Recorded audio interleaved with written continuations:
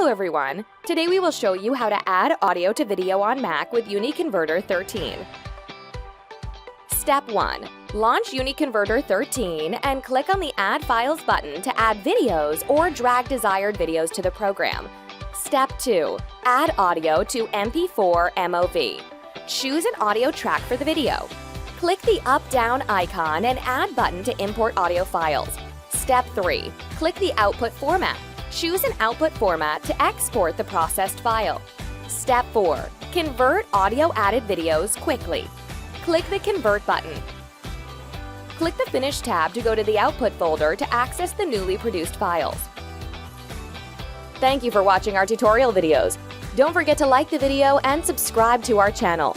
Click the link in the description to try Wondershare UniConverter for free. See you in the next video.